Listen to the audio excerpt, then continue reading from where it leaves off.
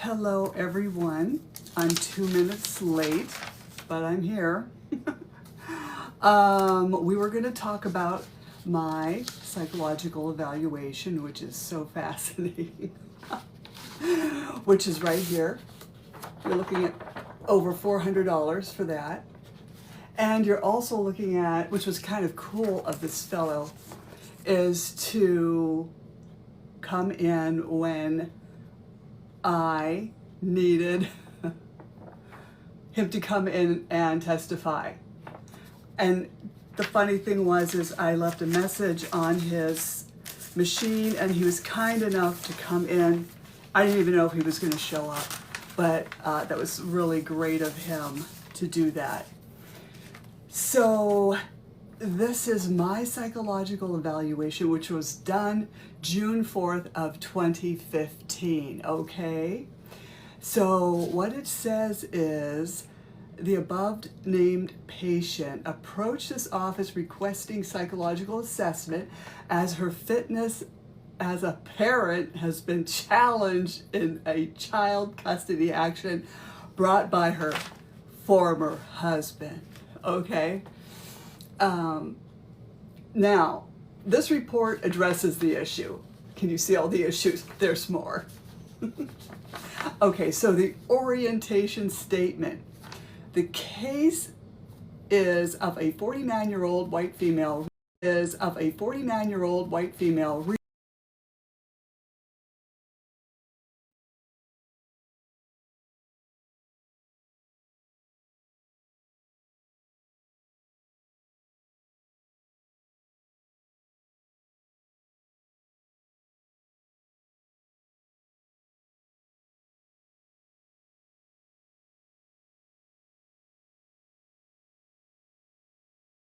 ABUZE. ER nurses must be eligible to work with children and the elderly, and this charge rendered her ineligible. He's been following me around lately. She was working as an hourly employee and had no benefits. Since that time, her former husband has filed for full custody and been apparently granted temporary custody while she has supervised visits. Okay, the client had been charged with the emotional ABUZE of her daughter, who is 17, given her mother had disciplined her by disallowing her performing at a concert when she should have been at school. Okay, so anyway, this matter is now in the process of being closed and possibly expunged, which means exonerated. And the matter did not meet the criteria of ABUZE. Another case has been allegedly involving her second one, the 14-year-old son. She suspects that another charge involving her youngest son, which would be the third child, we'll say, age 12, may soon be filed. You know how people do these false accusations, one right after another, to destroy your life, okay? The circumstances of the second charge are not understood at this time, but are being investigated. The client is in a rather bad relationship with two children's services caseworkers whom she feels has treated her unfairly and not investigated her side of the story. Hard to believe. She has been investigating a number of legal solutions to her difficulties, including charges of defamation of character, as she has been rendered ineligible to hold employment. If the client cannot establish her eligibility to work with children by mid-June, she will be terminated. And that's what they do. Okay, personal history. The client reports the following elements as important to understanding her development. The client suffered a head injury that left her with a wandering right eye and vision problems pertaining to that eye since age 2. This event might also have been the cause of her developing later problem with migraine headaches, a problem that troubles her to this day. After that, at age 8, her 10-year-old brother died of liver cancer. This left the entire family traumatized, and her mother became very depressed with obsessive religious material. Nevertheless, she developed fairly normally and did not have severe emotional problems at that time. Later, one fiancé died tragically just before they were to be married. Later, she met her first husband at a late age, which was 26 and a half. I got married at 28, so that's pretty late. Eventually having all 3 of her children by him. Oh, dear Jesus. For a while, given his work in water filtration, they lived in England, but eventually returned to her home area. Given her former husband's reported problems with physical aggression and anger management, the client eventually became alienated from him and concerned for the safety of her children, resulting in divorce. 8 years later, the client met her current husband, age 46. He's 2 years younger than me. I always get him young. I don't know why. Okay. And now, 8 years later, when I met my spouse, I had also, in 2007, was it 2007? Yes, introduced my former husband to a female friend who is, not really a friend, but an acquaintance, who became his current wife because they met, talked on the phone for 4 hours, and she moved in 2 weeks. She saw a meal ticket. Okay, so then they got married 7 months later. Can you say personality disorder? Okay. Now, following the divorce from her first husband, the client and her former spouse could talk at least about co-parenting issues. She alleges a critical event to the difficulties now came in 2012 when she discovered and legally investigated the fact that her husband hid a pension fund that he participated in at the time of the divorce. That's kind of hard to explain. We won't do it right now. I mean, I'll answer questions if you have questions, but I discovered it much later. I didn't even know about this thing until way later. Okay, so, and she also reports discovering that she was paid a salary in 1 year by her husband for services she does not recall delivering, and is considering legal investigation and complaint to his senior management. On his side, her former husband's attorney is alleging that the client is mentally ill and unable to care for the children. She believes he is attempting to alienate her from the children from her. He will not support her concern for their oldest daughter's reputation, who would like, for example, to have boys upstairs and do other things that suggest a lack of discipline. So I guess what he's also trying to say is, and what I'm trying to say is, you can't even discipline your own kids because CPS will become involved. Okay? Now, initial mental status. The client is alert and oriented, white woman who was dressed casually and appropriately groomed. She could be described as quite anxious and distressed. Hello, family court. She reported being also very unhappy about the loss of her children. She seemed mildly dramatic in her expression of despair and upset over the recent situation in which she finds herself. An illustration of her dramatic quality is her brief use of a sign in her car window stating that real men pay child support and some men don't. Okay, as noted in the court records, she was bitter over recent Office of Children and Youth and legal events given how they transpired. She acknowledged, given what has happened, whether her own statements might sound paranoid. Okay, she seems to feel also quite sad and despondent. She deeply distrusts the motives of her former husband and does not understand the reasons that she was treated so badly during the Office of Children and Youth investigations. She also finds that with the increasing stress, she has lost her appetite, falling from 140 pounds to 118. Actually, I got down to 114. wait since the onset of the Office of Children and Youth Investigations in Pennsylvania. She was also recently advised that she is suffering from degenerative disc disease, which, along with her intermittent and severe migraines and emotional issues, has made her feel totally unable to work. It's not that I was unable to work, I wasn't allowed to work, as you recall, in the beginning of the psychological evaluations, that once you are indicated, you're not allowed to work with children, babies, or the elderly, okay?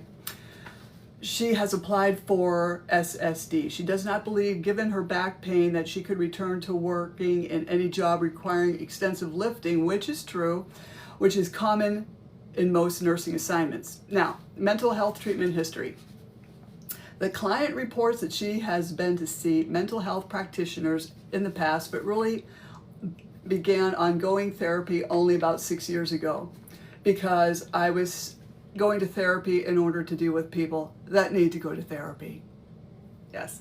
Okay, so at that time, she began to see a local, now retired psychologist, primarily over job stress. And after his retirement, I began to see Dr. I'll leave her name out, and was referred to another doctor somewhat later. Now this doctor here names my medications with, I'm really only on 2 now, which is Wellbutrin and Klonopin. Okay, so as needed basis for migraine headaches. And oh, it also says in here that she's been seeing these doctors quite often, as a total of 10 times per month. That's what family court does, okay? Thank you, Barta. Test analysis. The tests administered produced results that can be considered to be a valid indicator of the client's emotional condition and psychological state. They provide insights into her personality and makeup that can be used to hypothesize explanations for her current symptoms and psychological problems. It is clear from the test protocols that the client understood the instructions and responded to questions in a frank manner. Generally, these test results reflect a woman who is experiencing a high degree of situational stress. Because of this, she is experiencing high levels of anxiety and depression. Similar patients will often report that their lives are falling apart and they feel events are out of control. Does that resonate with anybody? The stress has reached the point that she has difficulty functioning, and she is starting to have a number of physical symptoms, particularly related to her emotions. Similar patients often consider unaliving themselves, but she adamantly denies it, in part because she feels this would give her former husband what he wants. She is having mild memory problems and may have difficulty making decisions. She has become immobilized by her problems and is losing energy and resources to continue the fight. Oh, but the fight had just begun. Okay, she believes herself to be victimized by the system in numerous ways. These feelings clearly are linked to the loss of her children and her occupation due to the child abuse allegations. Ratings of her current anxiety and depression were undertaken using the Beck inventories. I've never heard of that. Okay, on the Beck Anxiety Inventory, the client obtained a score of 21 for moderate clinical anxiety symptoms. On the Beck Depression Inventory 2, she obtained a score of 9 for minimal depressive signs on the day of testing. However, examination of her patient health questionnaire reveals that she feels depressed and hopeless every day, that she struggles with sleep and appetite on a daily basis, and that she also feels as if she's a failure and has let everyone down. These problems make her life extremely difficult at this time. There are signs that she now wishes to be punished for her shortcomings, even though she also believes her problems are really due to the malicious actions of others. At this point, the client finds that she is feeling increasingly alienated from others and is beginning to harbor suspicions about why this is all happening to her. Okay, given her worry, she can at times lose control over her thoughts and may behave in ways that do not represent her well. I love it.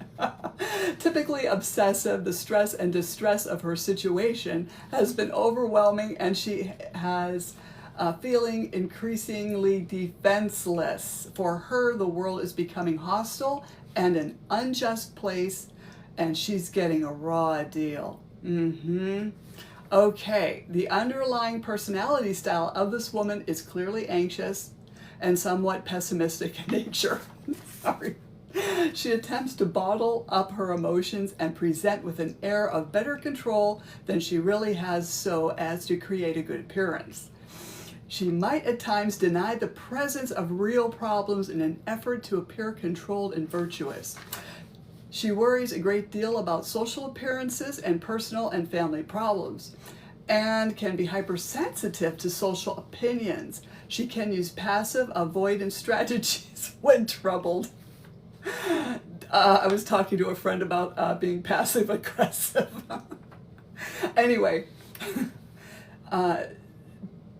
depute this, she harbors a rebellious tendency when confronted with harsh treatment by others. Once reaching a breaking point, she will abandon her concerns about social matters and emphatically argue her case. She can and apparently has driven herself to near exhaustion trying to obtain better treatment. This might explain her unfortunate confrontations with children's services workers that now include that she refuses to be interviewed with videotaping. Whoa! You know what? This is the first time I've seen that. I never had confrontations with children's services workers and that even offered to be interviewed with videotaping. I don't understand that. The only time I was videotaped is when we went before the Office of Children and Youth judge. And of course that's taped. But I don't know anything about these caseworkers. I don't understand that sentence. Okay. The results generally indicated an ongoing generalized anxiety disorder and intermittent periods of depression when negative events occur. However, the predominant issue now appears to be her situational stress and a need for closure regarding personal problems.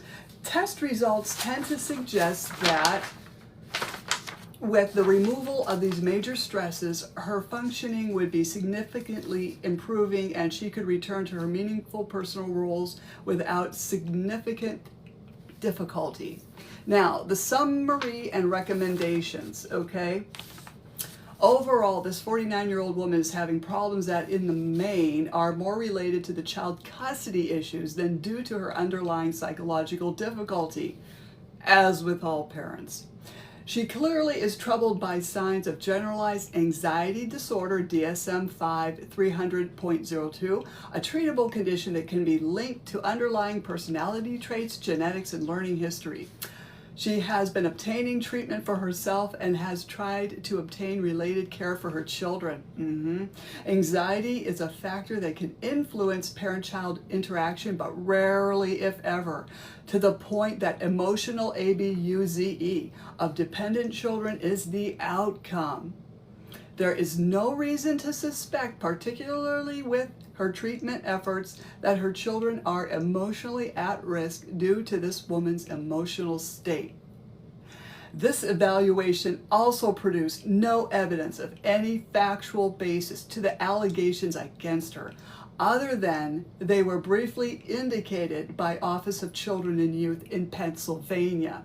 It is believed that the client's emotional condition might lead a parent to be overcautious regarding child development and emotional adjustment issues rather than neglectful or abusive. As such, the following is recommended. The mental health condition exhibited by this woman is both treatable and not adjudged to put her children at any degree of risk for emotional ABUZE. It is recommended that the client continue in psychiatric and psychological treatment, and that the goal of her therapy involve consideration of parenting issues.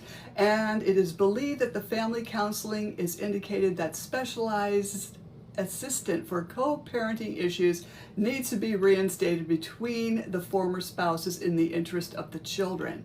So I think maybe they all say this to just keep co-parenting and try to co-parenting with your now seriously bad abusers of the family court system. Okay, now, number 3, the client's allegations as to the motivations of her former husband should also be investigated. Her history suggests the court might request that he undergo a psychological evaluation. Okay, so he signed it, bully for him. Okay, awesome. So that one's done. I hope that wasn't too long for everybody. But do you see that? I tell you what, my lawyer called me up that day when he received this, jumping up and down with joy. So it says it right here. The client's allegations as to the motivations of her former husband should also be investigated. Maybe his wifey poo that also works at the Erie County Courthouse. Okay, so now that leads us to the Erie County Courthouse. Okay, I hope you're enjoying this because I'm trying to make it fun, I think. Okay, so over Christmas, as we all parents that are of non-custodial, whatever, as a non-custodial parent, we all get these weird things on Facebook or texts or whatever you want to call them. So this is what I got. I'll hold it up for you. It was a picture. See that? It says, my sister, I won't say her name because well, we can say Satan. My sister Satan and her children. So-and-so, so-and-so, and so-and-so. Now, when I saw that on Facebook, I put an answer. I said, I am the biological mother of these kids. That's where they get their looks, not that. Okay, so anyway, trying to be humorous. So I went to the DA, and this is what I wrote to her boss, who was the director of adult probation at that time. And let me see here. Okay. Saw him, let me see here. Here it says, I'm writing to let you know about the issues I've had with Mrs. Satan so-and-so. I had talked to the district attorney on the 30th of June and explained to him what she had said to me back in the year of 2007. You may wonder why I haven't explained or complained to you about this at that time, but I really didn't know what to do with that, what she had said to me, until I had talked to the district attorney, who recommended that I write you a letter explaining several issues. Okay, I'm telling you right now, it's good to complain, okay? On 2 occasions, Satan so-and-so has stated to me, once on the phone and once on my front porch with the ex-husband present, stating, in quotes, I know a lot of people in the courthouse and I'm friends with all the judges. This is also documented in transcripts during the custody trial. Get it on the record, people. March 2nd, during a custody trial, Office of Children and Youth caseworker, Tina, sat with Mr. and Mrs., I can't say their last name because I don't want to get nauseous. They were talking very personably, even laughing and carrying on inappropriately. Yeah. The reason I'm telling you this now, not only on the advice of the district attorney, is that no employee working anywhere, much less the Erie County Courthouse, should threaten a customer/family member. I have worked as a registered nurse in the past, and at the hospital, and every now and again they would give us talks on customer service and treating patients and paramedics with respect and dignity. Not only did I feel threatened when she said this to me at that time, but I took it as a warning as to what could happen in the future. I feel you should know about this, as this is a customer service related issue, if not more. If you have any questions, please feel free to call me on the phone number listed above, which is my cell number. Also enclosed is a letter that her sister, Kathy, had written to Judge Sambrook and had sent it directly to his residence. We'll talk about that soon. Also, I am enclosing a photograph that Satan's sister, Rose, had put on Facebook approximately 3 years ago. Okay, so that was probably we're into 2016, I think. I had how to handle this, and she did help me with that issue. Thank you for your time and consideration. So I sent him that picture, but it was small, right? He was kind enough to send me the picture back. So let's go back to, I had said, sent a letter to his residence. So her sister sent this long ass letter to his residence, which I did do a TikTok on, probably around December, I think. So I don't know where this beep lives, but I can tell you whenever I had correspondence with him, you know, when you serve all parties, I'm not a lawyer, so I'm not giving legal advice, but I always took it directly to his chambers and got a receipt from his secretary. That would save me postage. Okay, so I don't know where he lives. How did she know where he lives, do you think? Could it be that her sisters, I think the two of them, work in the Erie County Courthouse at that time in 2015, 2016. 2017, 2018. Yes, and yes, I did tell my attorney about this relationship with the ex and his wife, who just enjoys her job working in the Erie County Courthouse. I said, you know, this is a conflict of interest. He said, oh, no, not really. It won't be. Yeah, it had been. Because, and I'll tell you why real quick, is when the judge gave custody to the ex-husband, because they both had worked in the DA's department for years, his lawyer and the judge, like they all do.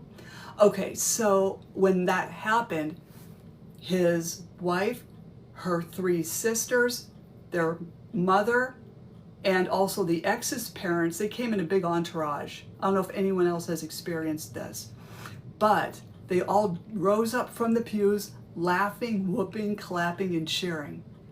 And somehow, after I sent this letter out to the boss, she was not allowed in any more court hearings. Okay? Funny how that works.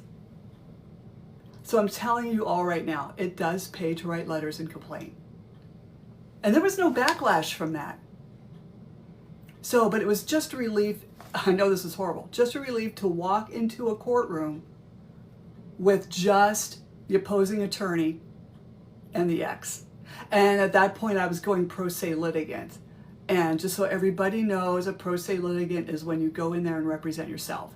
Good luck with that. If you're used to years of verbal abuse and emotional neglect, you'll do just fine. I did just fine. Okay, I had a rough childhood. And then I was married to 10 years with a lot of emotional abuse, put downs, you name it. He even raised his fist to me and a very sharp object to me, but nothing happened. I didn't even call the popo, okay? I probably should have. Yeah, gaslighting, I know. And this is what and why there are different levels of domestic violence.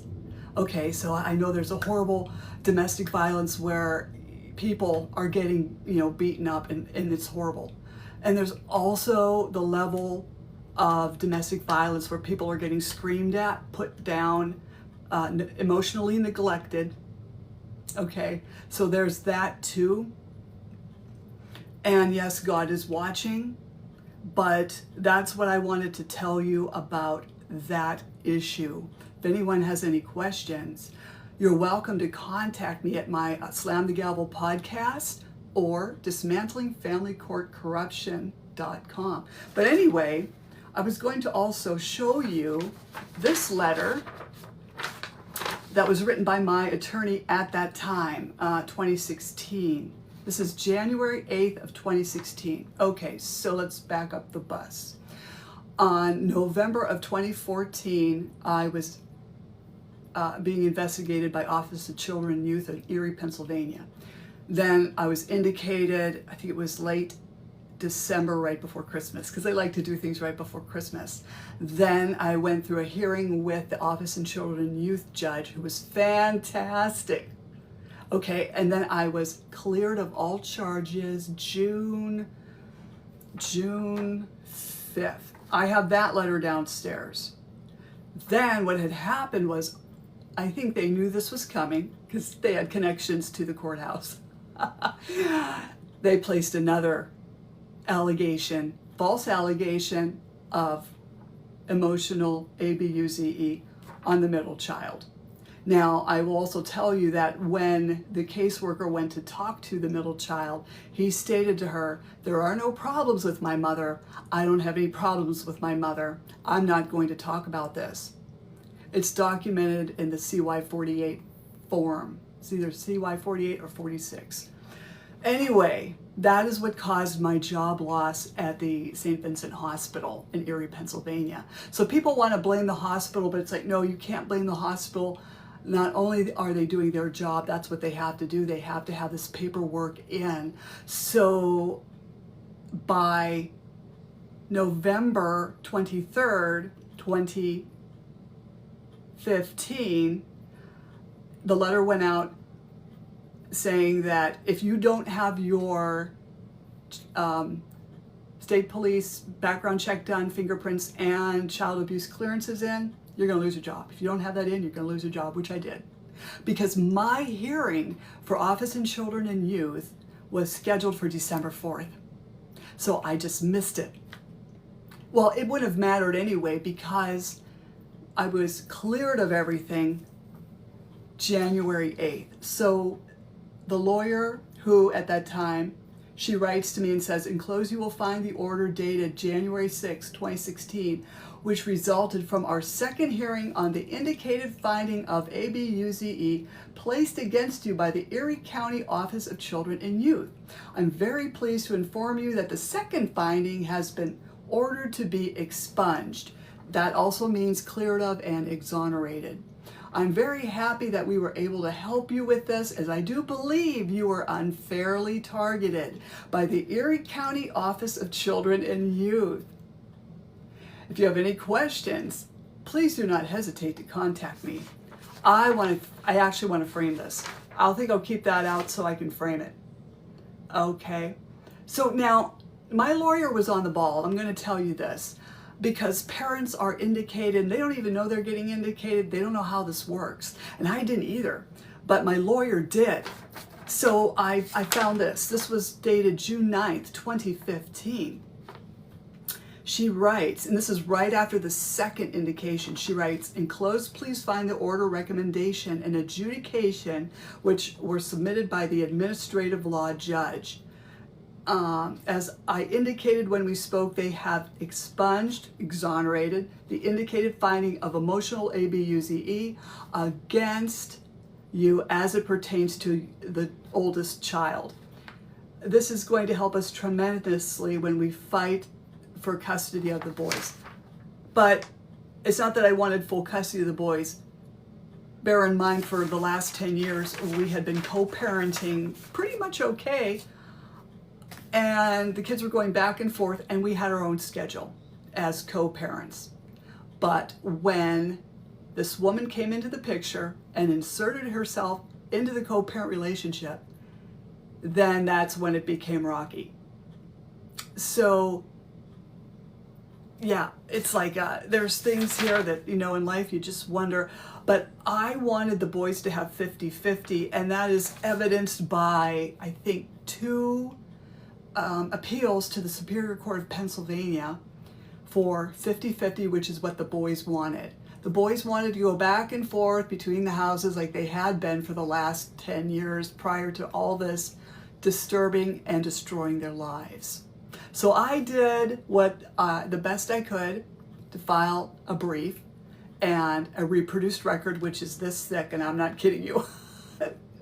And when you do the reproduced record, you write a paragraph and then you write RR and then in parentheses a page number where that can be found. This is ridiculous. Honest to God, the paperwork, you have to make 7 copies of each at that time. I don't know if things have changed since 2015, but that's how we were doing it then. So it was just ridiculous. And I'll tell you, during another custody hearing, I didn't know this at the time, but the judge had found out I had lost my appeal. And so he mocked me in court, saying with a slight smile on his face that I had lost my appeal. Yeah, these judges don't care about kids. They don't care about the health, welfare, safety, and their mental health of these kids. And they just want to have their relationships, their incestuous relationships with these attorneys that are going to help them bring in Title IV funding. Okay? Does anyone know what that is, Title IV funding? I've talked about it before, and it is where when a parent pays child support, and bear in mind, when we divorced, he and I gave a gentleman's handshake agreement on what the child support would be. So I agreed on $600 a month for 3 kids. Because I worked as a nurse and I figured it wouldn't be a big deal, I pulled in pretty decent money. And I said I would also need help around the house, such as helping me put in a kitchen and 2 bathrooms. And he didn't mind because we'd worked on houses before. So it all went haywire. When lawyers get involved, it goes haywire. Yes, we are DNA. I totally agree. So I don't know what to say. This whole thing was so stupid. It just got stupider. If you can avoid going into court, try to. However, if you're involved with a personality disorder like I was, God help us all. So, I just was hauled into court at least once a month. I don't know what was going on. I was hauled into court with either the custody, then it turned into the child support, because then he flipped the tables and came after custody. Actually, rather, I would like to say maybe perhaps his wife came after child support, because I think she needed more, because she didn't get alimony from her ex-husband, who was a state trooper. Yeah, I think that's what happened. I'm pretty much sure that's what happened. So anyway, I wasn't going to pay it. If you're not going to let me see the kids and play these games of withholding the kids, we had to go in there. My lawyer filed, and thank God I had her. I didn't know she was going to do this. She said, I'm filing an emergency petition because he's withholding the kids. And I thought, great. Okay, so we went in there, and it was like a smaller room. It wasn't like a courtroom.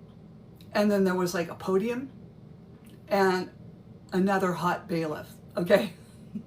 So we were all in there packed like lemmings. And I think this is when he still had his entourage with him. So it's like, really, honest to God, how insecure are you that you have to travel with like 9 other people? Anyway, the judge that came in was totally, I never saw him before in my life. Very good looking. Praise you, Jesus. Started screaming at the ex to let me see the kids. Then he wrote up an order that I carried in my purse for 8 months because it was that good. He actually gave me more time. He gave me Mondays, Wednesdays, and Fridays from, I think it was like maybe 4 to 8, or was it 6 to 8? I'd have to go back and look at that. And that, I was so happy. And my attorney and I walked out of the courtroom. Yeah, we may have won that one, but I'm going to tell you what, he just ignored it. Custodial interference is a felony kidnapping, and people just ignore it. Yeah, like always. And so I just, was wondering, why does she look so dismal? My lawyer just didn't have a smile on her face. She looked glum. And I thought, but we won that one. This is great. I got more time. And she said, okay, this is when the times are going to start. She wrote it down for me because I was really stressed out. And so I went to pick up the kids, and sure enough, the light was on and no one's home. So the games continued. Yeah, the games continued. So all that started March 2nd, the hell of everything, till August 28th, even though under a secondary child abuse indication for emotional child ABUZE, the judge granted me every other weekend, no supervision. How you like that? How you like me now? But that was actually a win because they were really ticked off. This is when the entourage was still there, hanging around, and they were now jumping up and down on the floor, screaming at this judge as to this should not be happening. That's when the letter was written to the judge at his personal residence shortly after. And so anyhow, the kids were glad to see me, but the relationship is still not, it was, it was just so, it's just upsetting to their nervous system. I mean, we could have saved a lot of money, don't you think, doing our 5 days on, 5 days off. It doesn't matter, just let it be. That's what they wanted. But no, they don't, because they like to, just upset these kids and make their lives miserable, and that affects the ACE score. Does everyone know what the ACE score is? ACE score. You can Google it. Take the test yourself. I tested high. So did my boys. And the questions are, a lot of them are your parents divorced? Did you graduate high school? I can't remember all the questions. I think there's 14. One of the most important questions are, have you had a parent incarcerated? Hands up. Anyone else here been incarcerated for non-support? So yeah. I couldn't see paying it when I didn't have a job because they cost me my job. They made me lose my job. They made me lose my job with a career of 23 years as a registered nurse. Yeah, so they succeeded at their little game. Okay, now I don't want to keep you too much longer. I'll keep you 5 more minutes longer. And I just want to tell you, after that hellish experience, I wrote the book, Dismantling Family Court Corruption, Why Taking the Kids Was Not Enough. This explains my whole story in about 145 pages, okay? Now, okay, so I'll put that over here. Then I thought, well, I'm going to write my poem book, Cry Out for Justice, Poems of Truth. Okay, and we are DNA. No, I wrote an affidavit for them to drop the warrant. Okay. Then I wrote, Raised by These Wolves. Came out as a bestseller. How Family and Federal Courts Are Failing Our Children on Amazon. Number 2, Raised by These Wolves, Child Trafficking within the foster care and court systems. Hard to believe. Parent stories are in here to warn other parents of what can happen. There I am, one of my better pictures. Then there's Raised by These Wolves, Volume 3, Family and Juvenile Courts Continue to Destroy Future Generations. And there's a boatload of stories and parents' pictures and people telling their stories and how they ended up in there, what they wanted to do differently, and how they got out of there. And it's just good to know that you're not alone. You're not the only one going through this craziness. I'm telling you what, I've got to put those back, all that paperwork back downstairs in my 2 big boxes. How many people have 2 big boxes full of legal documents? I know someone who has 4.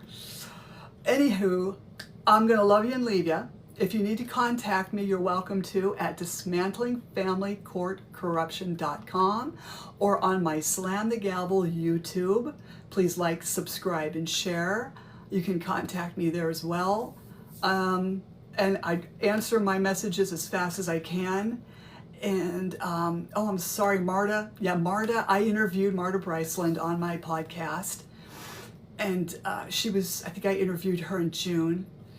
And so I just want to make people aware that if it can happen to us and the people I've interviewed, it can happen to you. And I'll tell you one thing. My opposing attorney has been watching me very closely after all these years. Apparently, I'm still all that and more. So anyway, he had been putting snide comments in on a YouTube short that I did. It's kind of short, but I think it went up there with the videos. And that was over Thanksgiving, that I had to remove these comments because along with his nasty comments, my oldest adult child was also egging him on. Kind of creepy. Yeah, so that's what I wanted to tell you all, because it's like, you know, these psychological evaluations are ordered. Yeah, I paid, I think, $450 for it. Then I paid another $400 because he showed up, which I was glad he showed up. He totally shut down the opposing attorney. It was worth the 400 and some bucks. But I'll tell you this one last tidbit. When the judge ordered the ex to have a psych-eval, he just didn't do it. Then we were in court a month and a half later. The judge asked, "Did you do your psychological evaluation?" He just didn't do it. Then the judge actually yelled at him, actually raised his voice. Oh, wow. What he did was he got a psychological evaluation from an Office of Children and Youth therapist. Do you see the conflict of interest? So that was all rainbows and unicorns and happiness. It's not who you know, it's who you BLO. W. And they're doing that pretty well. They won their case. So that's pretty much all I wanted to tell you. If you have any questions, feel free to reach out. And if you want to hop on the podcast, let me know. Drop me a note to dismantlingfamilycourtcorruption.com. I hope you all have a good night, and we'll chat again. Okay? Thank you.